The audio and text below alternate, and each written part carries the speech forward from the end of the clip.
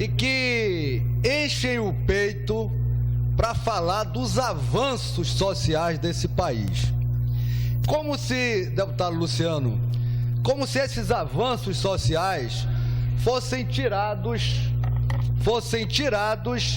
do bolso dos militantes, dos deputados, dos governantes do Partido dos Trabalhadores. Eles esquecem que esses avanços sociais são frutos dos trabalhos, são frutos da nossa Constituição de 1988, que teve como grande timoneiro o saudoso deputado Ulisses Guimarães. Não foi nada que foi tirado da cabeça da ideia do Partido dos Trabalhadores. Em hipótese nenhuma, qualquer uma dessas medidas que se chama de avanço social são medidas que estão previstas na Constituição brasileira de 1988. Mas tem uma composição que foi sucesso na voz do saudoso Renato Russo. É assim o nome, deputada? Renato Russo, que perguntava que país é esse? Que país é esse que um partido que, porventura, esteve no governo durante 13 anos, ou um pouco mais de 13 anos, e fala nos avanços sociais. Mas avanços sociais, repito, que não podem ser considerados como plano de governo do PT. E aí nós nos perguntamos, e os outros avanços ficaram como? A nossa infraestrutura, o nosso custo Brasil, o desenvolvimento econômico e social do país, que nem os programas sociais que foram postos em práticas pelo governo do PT não foram capazes de fazer com que a nossa sociedade evoluísse. Não se acabou a pobreza no Brasil.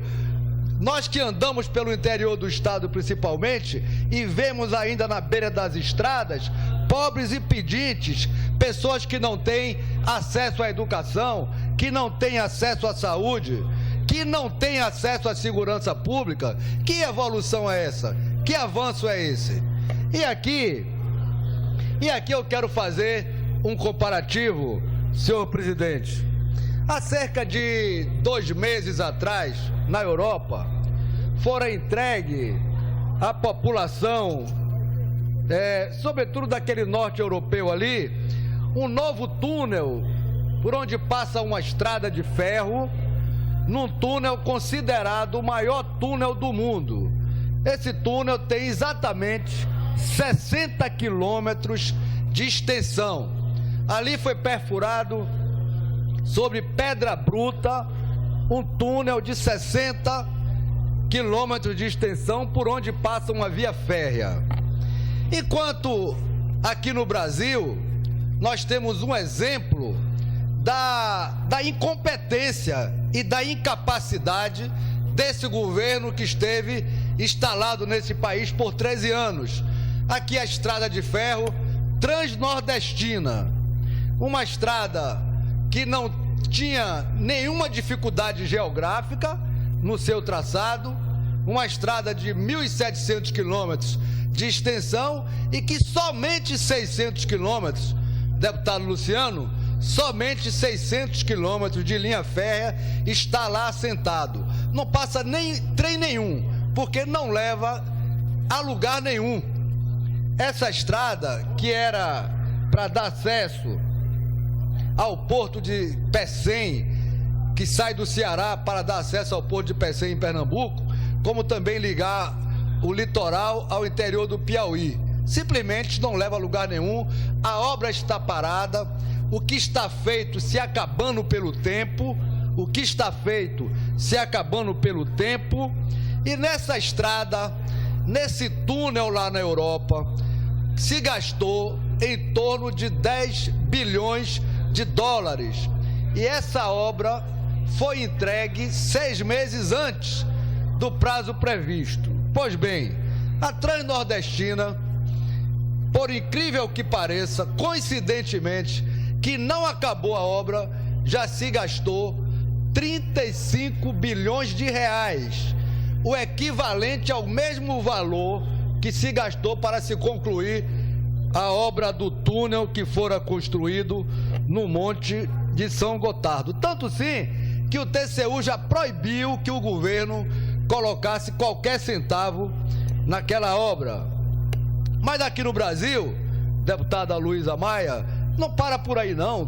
Tantas e tantas obras foram começadas por esse governo que governou o nosso país por 13 anos e nenhuma concluída. Vou citar aqui na Bahia, por exemplo, aqui o estaleiro de São Roque do Paraguaçu, onde fora gasto algumas centenas de milhões de reais, está lá jogado fora, sendo acabada pelo tempo. E se quiser mais aqui na Bahia, a gente tem a FIOL, que também não anda, a obra não anda. Nós temos ainda aqui na Bahia a duplicação da BR que liga Ilhéus a Itabuna, o Porto Sul de Ilhéus, várias e várias obras executadas pelo governo, começadas pelo governo federal e que infelizmente não se conclui. A maioria delas não chega nem à metade e de fato o que há ali são centenas e centenas e às vezes bilhões de reais jogados fora. Com que interesse é que começaram essas obras e não acabaram? Fica a pergunta, fica a dúvida.